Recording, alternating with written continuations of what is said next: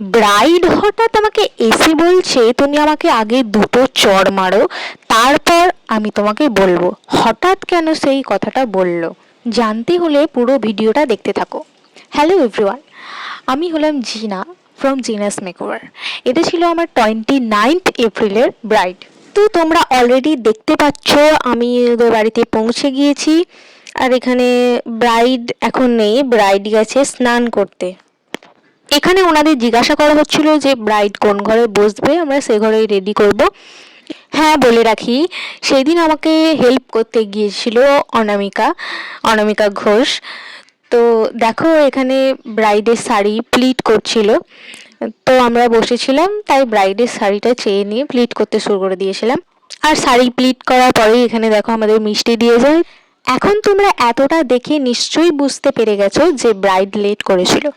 আর ব্রাইডের late করার কারণ ছিল তার বিয়ের দিন তার এক্সাম পড়ে গিয়েছিল। তো সেখানে ও অনেক দেরিতে ফিরেছিল, তারপরে গায়ে হলুদ হয়ে নানিমুখ হয়ে তারপরে ও আমার কাছে এসেছিল। আর এখন দেখো আমি ওর হেয়ারটা ড্রাই করছিলাম, সেইমাত্র স্নান করে এসেছিল। আর ওর হেয়ার ড্রাই করার পরেই অনামিকা ওকে সঙ্গে সঙ্গে শাড়িটা পরিয়ে দিচ্ছিল। আর এখানে বলে রাখি, তোমরা যদি আমাকে তোমার নিজের স্পেশাল দিনটিতে বুক করতে চাও তাহলে স্ক্রিনে দেওয়া নম্বরে আমার সাথে কন্ট্যাক্ট বা হোয়াটসঅ্যাপ করতে পারো। কেমন সাজবে? হালকা সফটের উপরে, একদম সফট হালকা করে হেয়ার স্টাইল। যেটা ভালো বুঝবে। লিপস্টিক কি কালার? কোনো রকম কোনো ধারণা নেই, যেটা ভালো বুঝবে, তোমার যেটা ভালো মনে হবে সেটা করে দেবে, কিন্তু পুরোটাই যেন একটু হালকা সফটের উপরে। আচ্ছা ঠিক আছে, আইলাইনার কাজল করবে সব? আচ্ছা ঠিক আছে, আমি কোনোদিন মেকআপ করি। ঠিক আছে। তো তোমরা শুনতেই পেলে ও একজন নো মেকআপ পারসন, মানে যে কোনোদিনও মেকআপ করেই নেই, শুধুমাত্র একটা লিপস্টিক পরেছে আর কিচ্ছু করেনি মুখে। তো তাকে আমাকে সিম্পল সফটের ওপর সাজাতে বলেছে। তো আমি ওকে ওর মনের মতোই লুকটা দেওয়ার চেষ্টা করেছিলাম। তো তোমরা শেষ পর্যন্ত দেখতে থাকো এবং আমাকে বলবে যে কেমন হয়েছিল লুকটা। তো এখানে যথারীতি আমি ওর স্কিন প্রিপারেশন স্টার্ট করে দিয়েছি, ওদিকে অনামিকা ওর হেয়ার ক্রিম্পিংও স্টার্ট করে দিয়েছিল। তো আমরা হাত খুব তাড়াতাড়ি চালাচ্ছিলাম যেহেতু ও লেটে বসেছিল। এখানে ওর স্কিন টাইপ ছিল নর্মাল এবং স্কিন টোন ছিল মিডিয়াম টু ডাস্কি টোন। তো আমি ওর স্কিন টোনটা মেনটেন করেই মেকআপটা করেছিলাম। আর এখানে অর্ধেক স্ক্রিন প্রিপারেশন হতে না হতেই গেল লোডশেডিং হয়ে, ব্যাস। আর এখানে একটা মজার ঘটনা বলি, এখানে লোডশেডিং হওয়ার পরেও অনামিকা সেটা রিয়েলাইজ করেনি, সে যথারীতি ক্রিম্পিং করেই যাচ্ছিল। তো এখানে আমার কাছে একটা ব্যাকআপ লাইট ছিল যেটা জেলে আমিও স্কিন প্রিপারেশনটা শেষ করি, এবং তারপরে আমরা মোটামুটি 15-20 মিনিট প্রায় বসেই ছিলাম। তারপরে জেনারেটর চালানো হয় আর এখানে আমি ওর কালার কারেক্টিং করা শুরু করে দিয়েছি। তো মেকআপ অলরেডি স্টার্ট করে দিয়েছি এবং হাত খুবই স্পিডে চালাচ্ছিলাম যেহেতু লেট হয়ে গিয়েছিল। আর এখানে যেহেতু আমরা দুজনেই কাজে ব্যস্ত ছিলাম সেহেতু সমস্ত ক্লিপ নেওয়া সম্ভব হয়নি, মাঝে মাঝে কিছু কিছু ক্লিপ নিয়েছি। তো তোমরা শেষ পর্যন্ত দেখতে থাকো।